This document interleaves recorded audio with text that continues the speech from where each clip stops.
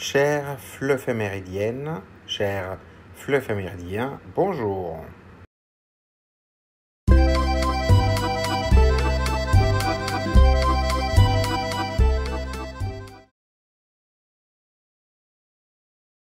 Instaurée en France en 2015, la Journée nationale de lutte contre le harcèlement scolaire vise à sensibiliser les élèves, les enseignants et les familles aux violences répétées entre élèves, qu'elles soient physiques, verbales ou numériques.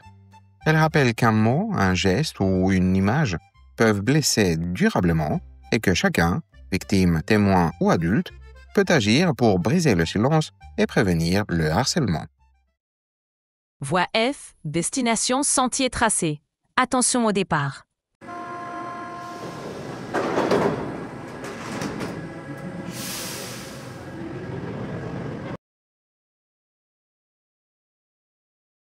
Première question.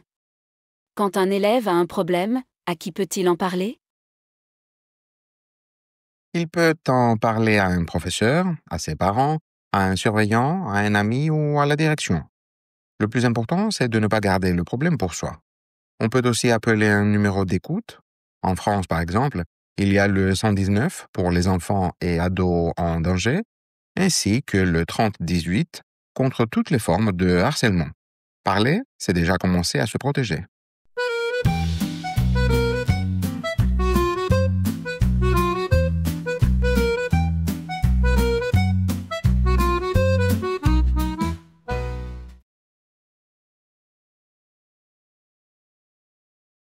Deuxième question. Avez-vous déjà vu quelqu'un être méchant avec un élève? Que s'est-il passé? Les élèves peuvent raconter une scène où un camarade s'est moqué, a insulté ou exclu un autre. Certains essayent d'aider ou d'en parler à un adulte, tandis que d'autres ne savent pas vraiment comment réagir. L'objectif est de comprendre qu'il faut agir, même si on n'est pas directement concerné.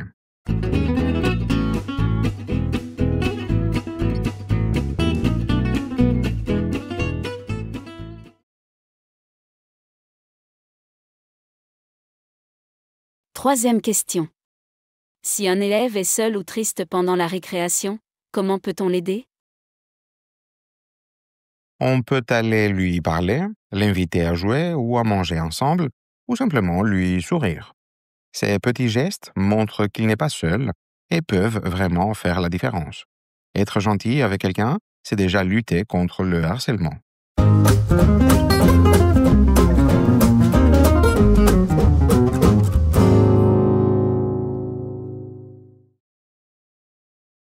Voie L, destination terrain conquis. Attention au départ.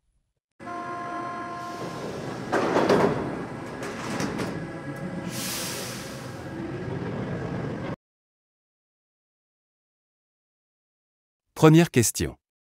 Pourquoi certains élèves se moquent-ils ou harcèlent-ils leurs camarades? Certains élèves se moquent ou harcèlent pour se sentir forts, attirer l'attention ou cacher leurs propres faiblesses. D'autres reproduisent des comportements vus chez les adultes ou sur Internet sans se rendre compte des conséquences. Le harcèlement peut venir de la jalousie, du besoin de dominer ou du manque d'empathie. Comprendre ces causes aide à prévenir et à faire évoluer les mentalités.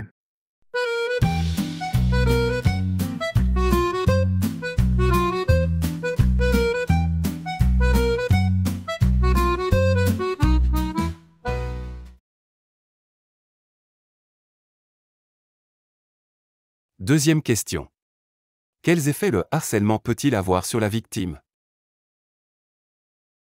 Le harcèlement peut rendre une personne triste, stressée ou très renfermée. Elle peut perdre confiance en elle, avoir peur d'aller à l'école, se sentir isolée ou sombrer dans la mélancolie. Avec le temps, cela peut provoquer de l'anxiété, des troubles du sommeil, une grande fatigue, voire un profond découragement aux conséquences graves. Parfois, les blessures ne se voient pas, mais elles restent longtemps et peuvent marquer toute une vie. C'est pourquoi il est essentiel d'en parler et de réagir vite.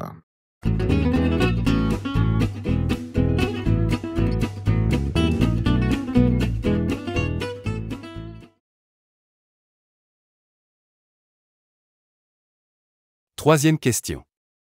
Que feriez-vous si vous étiez témoin d'une situation de harcèlement à l'école? On peut intervenir directement si la situation n'est pas dangereuse ou prévenir un adulte, un professeur ou un surveillant. Parler pour quelqu'un qui n'ose pas s'exprimer, c'est déjà un acte de courage et de solidarité. Soutenir la victime, lui parler ou rester à ses côtés, cela aide énormément. Au contraire, ignorer ou rire d'une situation de harcèlement revient à encourager l'agresseur même sans le vouloir. Chacun peut faire la différence en réagissant avec empathie et respect.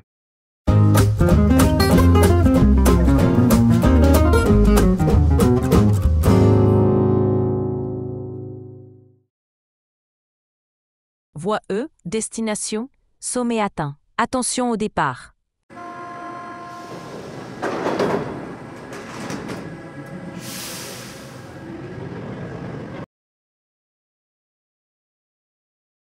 Première question. Pourquoi certaines victimes n'osent-elles pas parler? Comment briser ce silence? La peur des représailles, la honte ou le sentiment d'être coupable expliquent souvent ce silence. Beaucoup pensent aussi que personne ne les croira ou que ce n'est pas si grave.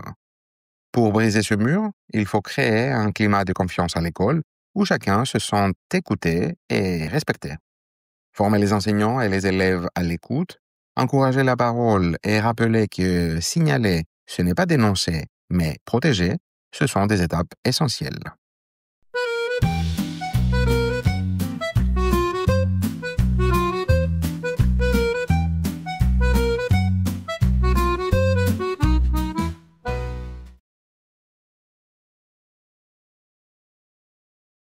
Deuxième question. Le silence des témoins peut-il être considéré comme une forme de complicité? D'une certaine manière, se taire, c'est laisser faire. Mais ce silence est souvent lié à la peur, à l'indifférence ou au manque d'informations. Beaucoup de personnes ne savent pas comment réagir sans s'exposer. Il faut donc valoriser les témoins qui parlent, leur apprendre à signaler sans danger et leur rappeler qu'ils jouent un rôle clé pour faire reculer la violence et soutenir les victimes.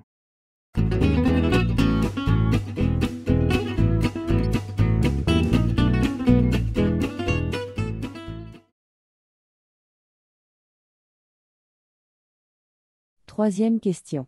Quelle place le numérique occupe-t-il dans les nouvelles formes de harcèlement? Les réseaux sociaux ont transformé le harcèlement en un phénomène permanent. Les moqueries circulent vite, ne disparaissent jamais vraiment et atteignent un large public. Les victimes ne disposent plus d'un véritable espace de répit, même une fois rentrées chez elles. Ce cyberharcèlement rend nécessaire une éducation au numérique dès le plus jeune âge, afin que les élèves apprennent à utiliser Internet avec respect, responsabilité et empathie.